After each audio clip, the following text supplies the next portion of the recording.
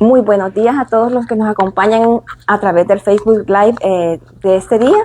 Mi nombre es doctora Ana Elizabeth Ciubrito y soy médico radiólogo, miembro del staff de médicos de Clínica Brito Mejía Peña.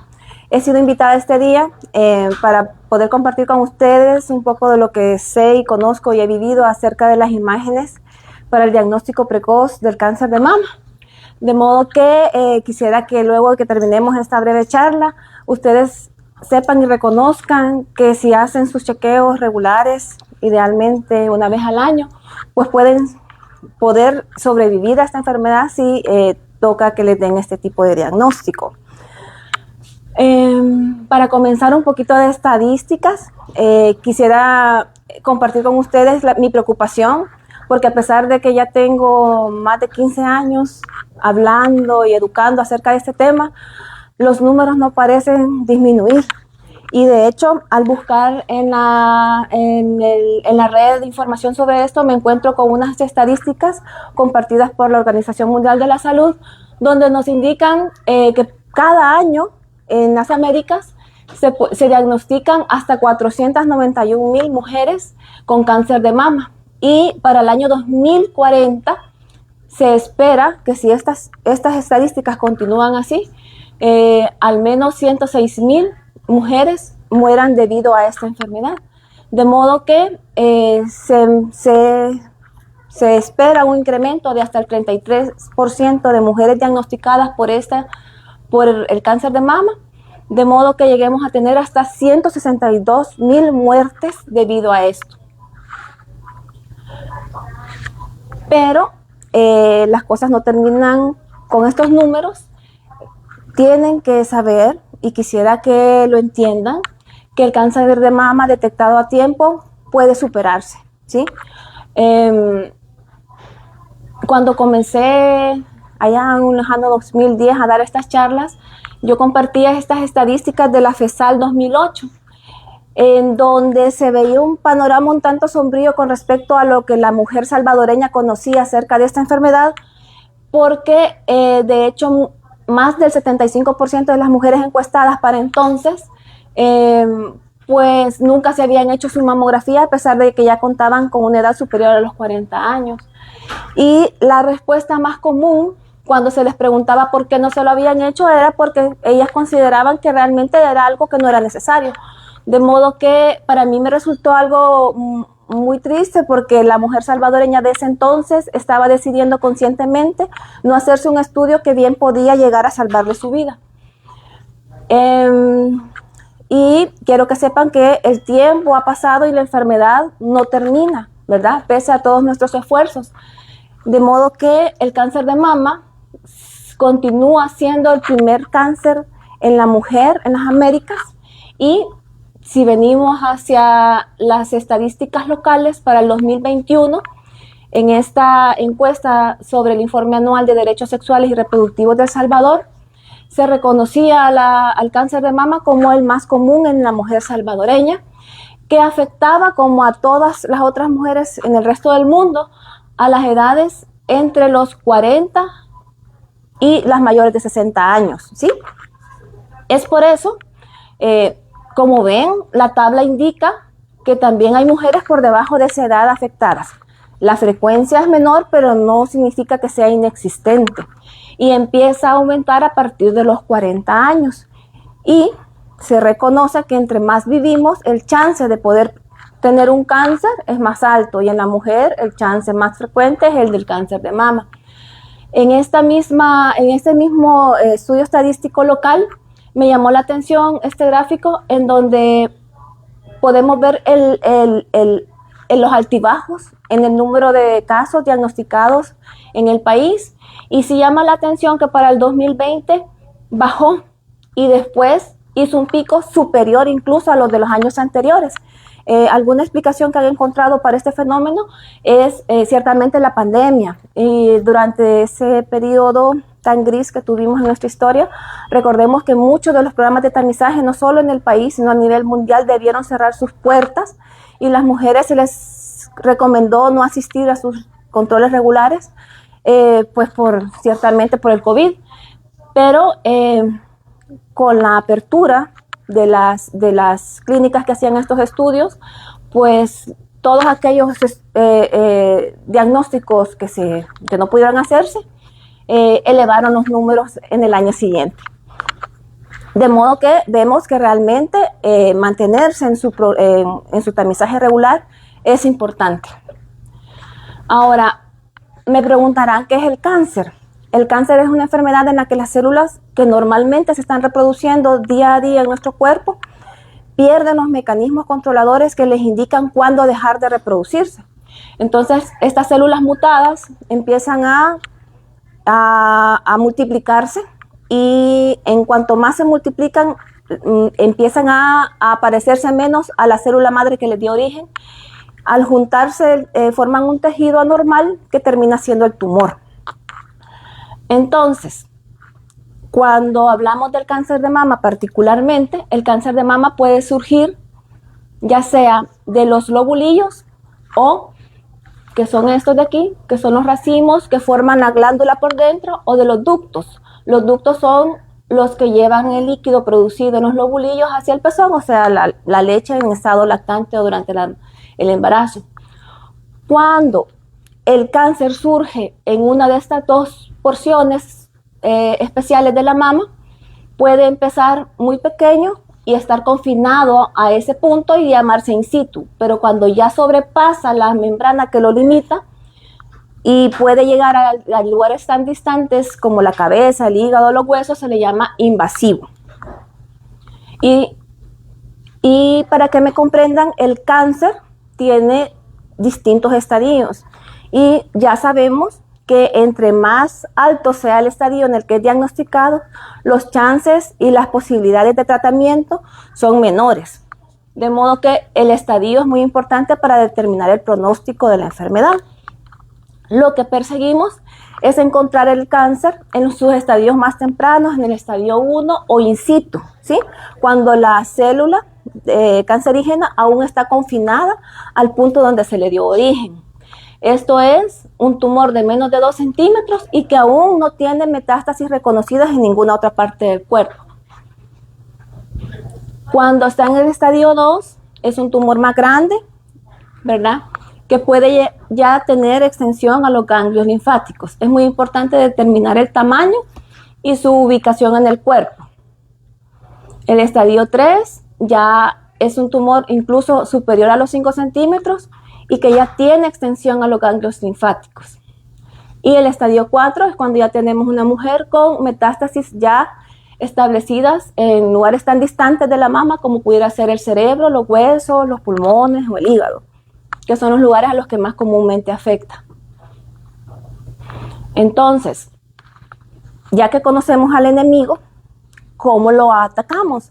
En los últimos 40, 45 años han empezado a realizarse una serie de programas tendientes a la identificación del tumor cuando está lo más pequeño posible. Significa que utilizamos los programas de tamizaje para detectar la enfermedad cuando aún existe un alto potencial de cura de la misma. Para ello, la mayoría de los países han tenido bien a incluir dentro de sus programas nacionales de salud a los programas de tamizaje mamográfico, de manera que incluyamos en estos programas a cuanta mujer asintomática y aparentemente sana podamos tener para identificar lesiones precancerosas o un cáncer en fase temprana. Entonces, ¿qué es lo que estamos promoviendo aquí? Hacer su mamografía regularmente a partir de los 40 años, hacer su chequeo médico anual con su ginecólogo de confianza y, si se lo permiten ustedes, hacerse su autoexamen al menos una vez al mes. Sabemos en el país que las entidades que prestan estos programas son el Ministerio de Salud y el Seguro Social. Ambos incluyen dentro de sus programas la entrega gratuita de una mamografía a mujeres arriba de los 40 años de manera anual o bianual, dependiendo de a cuál programa nos ciñamos.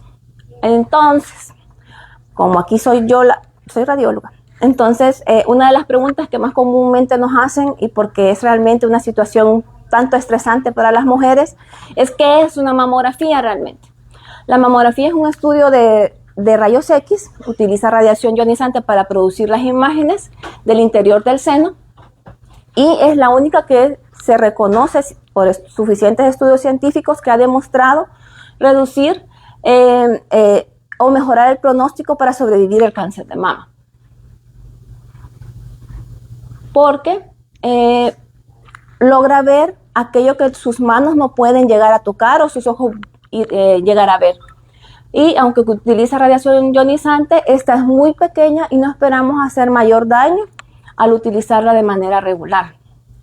Para que entiendan un poquito cómo es la situación, porque no sé cuántas ya se habrán pues puesto al frente de un mamógrafo. Les traía este video donde se logra ver un mamógrafo como el que normalmente podrá ver en cualquiera de las clínicas a las que asistan aquí localmente, y podrán ver que sus partes son el tubo de rayos X, una placa compresora y la placa que genera la imagen.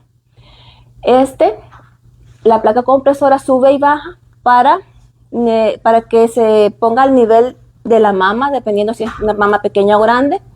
El tubo también puede girar de manera que se angula a distintos grados, ¿verdad? Eso dependerá de la altura de la mujer.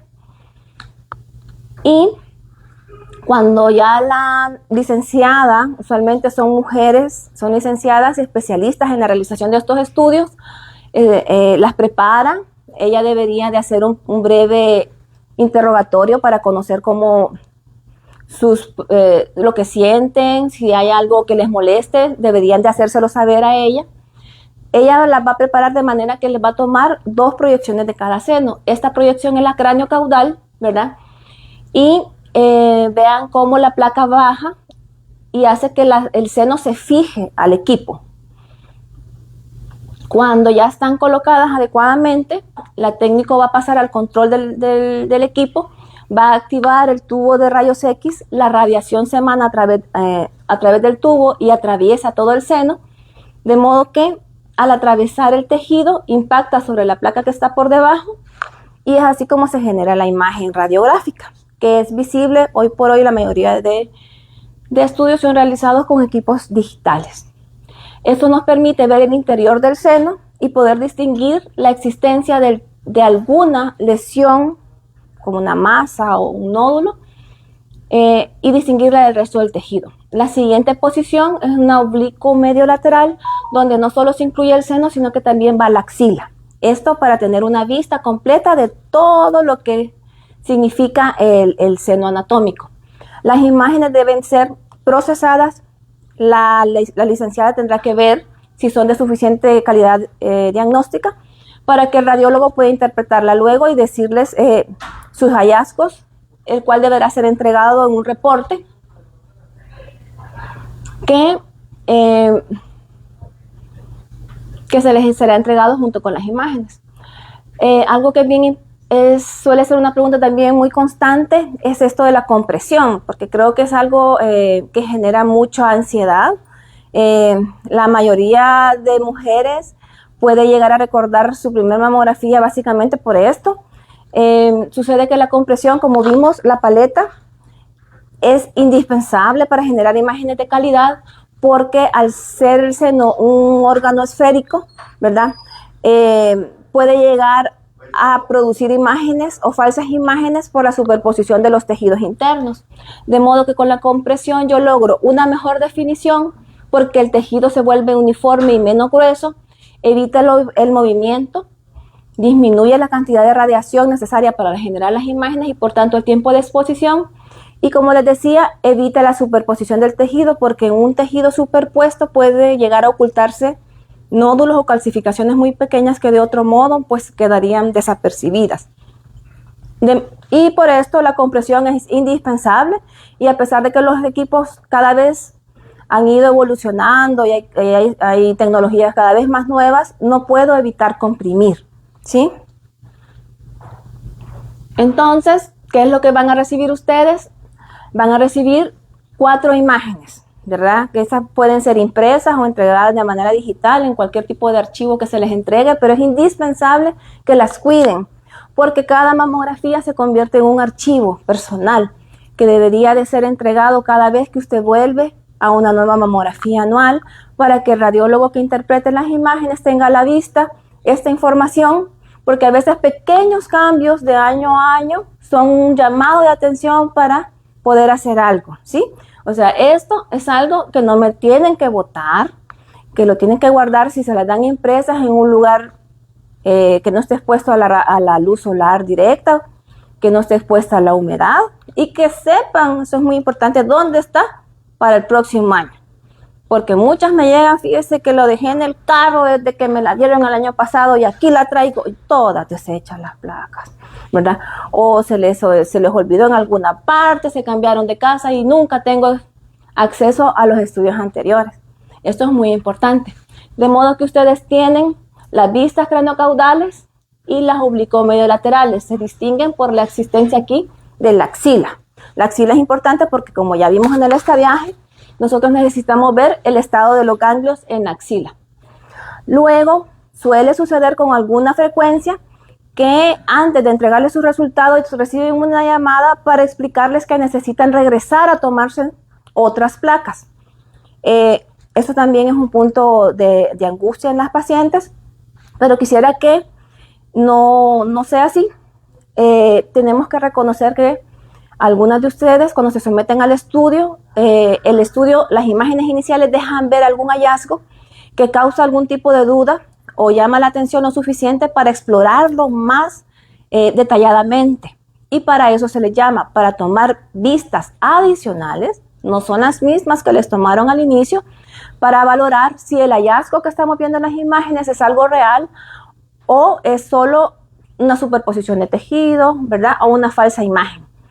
De modo que solo un 8 o 10% de estas mujeres que son rellamadas se tendrán que someter a una biopsia. Y de estas, hasta el 80% de las biopsias que realizamos resultan en una patología benigna. Y el 20% pues se confirma que son realmente cáncer. Así que esperaría que tomaran la llamada con tranquilidad. No podemos decir nada hasta que tengamos las vistas adicionales e incluso tendríamos que esperar a la biopsia para saber a qué nos atenemos. Y finalmente, esto me gusta incluirlo siempre porque esta es una forma en la que nos comunicamos nosotros los radiólogos con sus médicos tratantes y ustedes mismas. Es importante que cuando ustedes reciban su mamografía, el reporte siempre tenga una conclusión donde esté detallada el tipo de categoría en la que entran de acuerdo a los hallazgos descritos en la mamografía. Ustedes pueden recibir una categoría del 0 al 6, ¿sí? El 0 es porque hay algo que vimos en la mamografía que requiere que se haga un estudio adicional. Lo más frecuente es que se solicite un ultrasonido dirigido al punto en especial que se ha visto en la mamografía. Eso significa que ustedes no me van a guardar la mamografía hasta el otro año. Esto se tiene que resolver a la brevedad posible, ¿sí? El 1 y el 2 es porque tengo o no tengo ningún hallazgo importante o los hallazgos están considerados plenamente benignos. Con esto ya no hay más nada que hacer. Nos quedamos hasta el próximo año.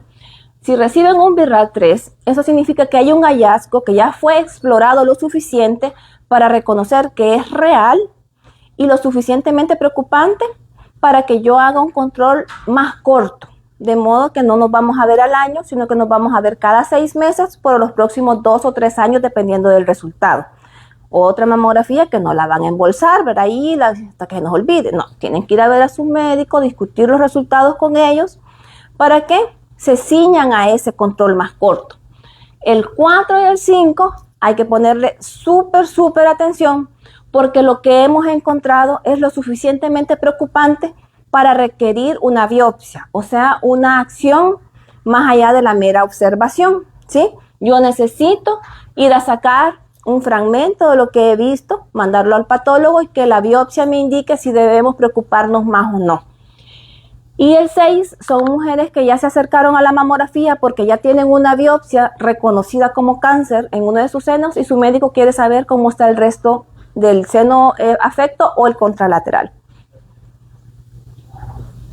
Entonces, ya entendidos esto, ¿verdad? Quiero que también reconozcan que a la fecha ya no solo es la mamografía la única protagonista en esto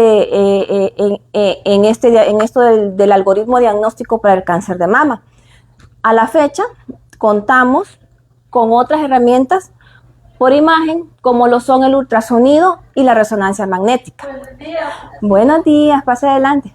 El ultrasonido resulta ser una de las herramientas más comúnmente utilizadas porque es una herramienta que no utiliza radiación, utiliza ondas de sonido para la generación de las imágenes, pero es muy útil cuando tenemos lesiones focales nodulares dentro del seno que han sido descritas en la mamografía, y la ultrasonografía es capaz de decirme características adicionales como la forma, los márgenes, el tamaño y si está vascularizado o no, porque todas estas características me ayudan a decidir si va a requerir una biopsia o bastará con estarlo revisando más frecuentemente, ¿sí?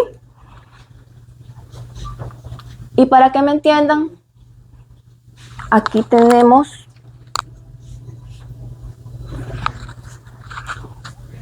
una mamografía en la que a la paciente se le identificó una imagen que estaba asociada a un punto donde se palpaba un engrosamiento. La mamografía fue capaz de identificar que el hallazgo palpable sí tenía un correlato por imagen. Al hacerle el ultrasonido, también se confirmó que se podía ver por ultrasonido una distorsión arquitectural a la que se le realizó. Esta era la zona. No sé si lograrán identificar así plenamente, pero se forma como una estrellita aquí, que está oculta en el tejido denso que está aquí. A esta paciente se le rellamó y se le solicitaron vistas adicionales. Fueron 3 vistas adicionales las que se le tomaron del seno derecho y en efecto la lesión estrellada era persistente, entonces era real y aparte se palpaba. Se decidió hacer una ultra y a través de la ultra se confirmó la existencia de esa zona estrellada en el radio 9 periférico de esa mama. Se hizo una biopsia por el mismo medio y dio una hiperplasia ductal atípica. Cuando en su biopsia aparezca la palabra atípica, es importante hacer una biopsia excisional para verificar que dentro de esa atipia no haya una lesión más grande, ¿sí? Una atipia resulta ser una lesión precancerosa que debe ser operada, ¿sí?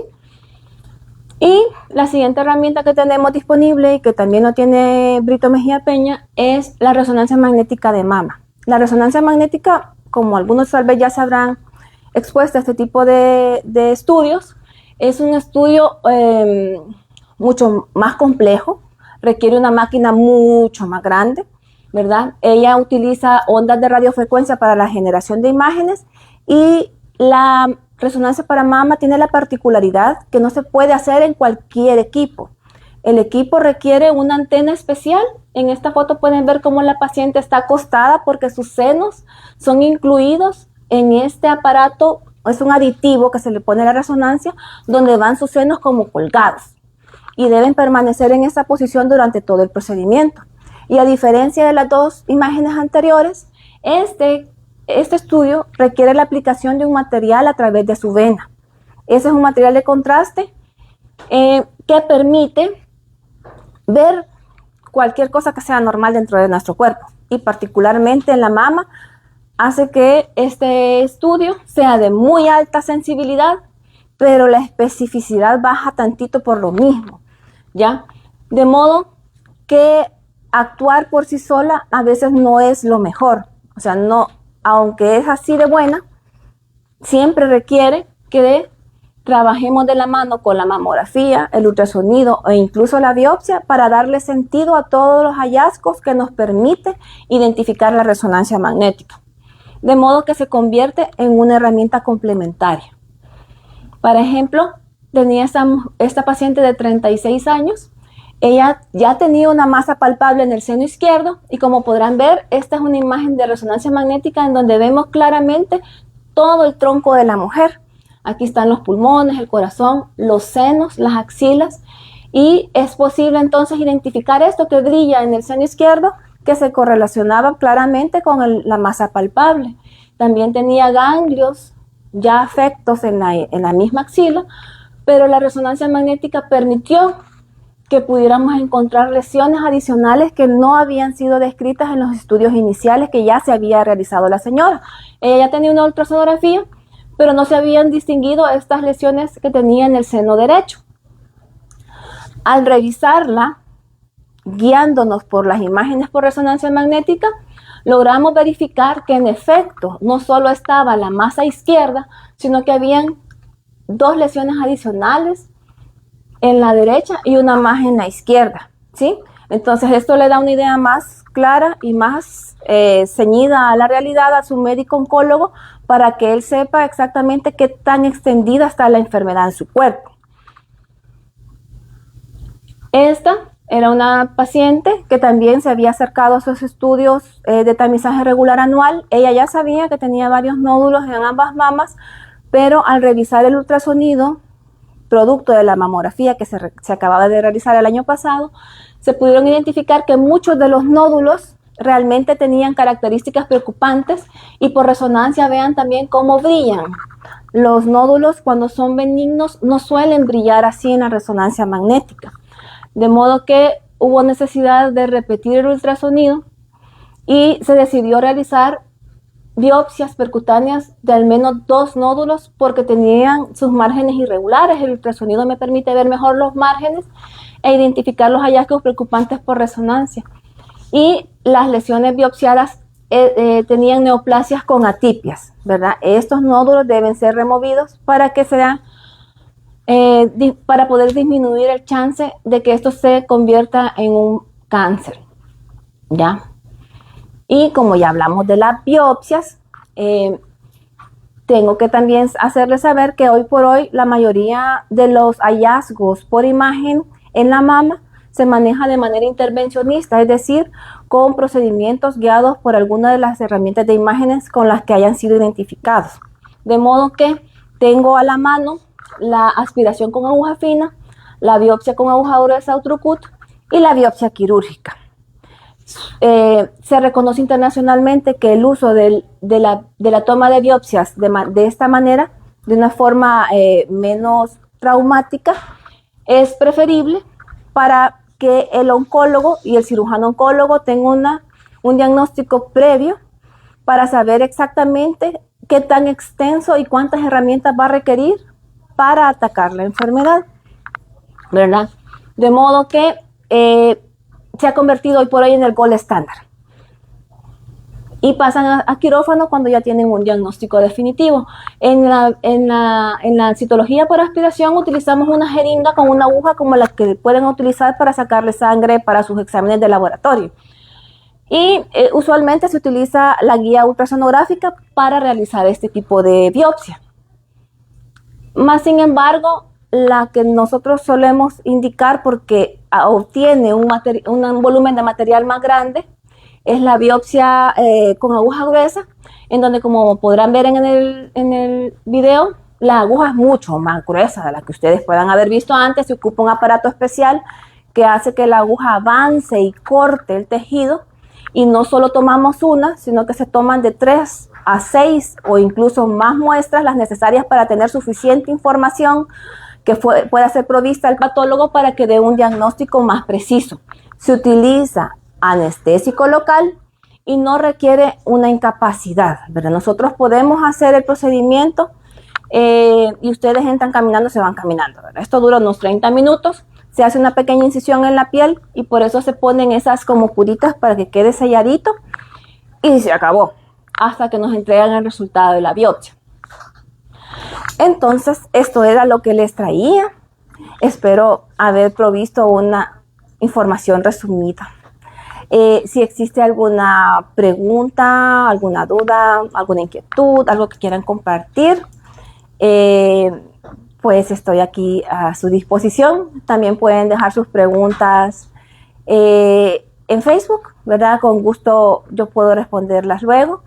Pero lo importante es que puedan recibir una información con la que no se queden, compártanla cuando estén en las salas esperando que los atienda su médico. Traten de compartir experiencias y conocimientos que incentiven a otras mujeres a realizarse estos estudios, porque créanme que han habido ya muchas que me dicen, doctora, si yo no veo esto, yo no me lo hago y no me doy cuenta que lo ando, ¿verdad? Entonces puede ser el cambio a la hora de enfrentarse a este diagnóstico. Así que muchas gracias.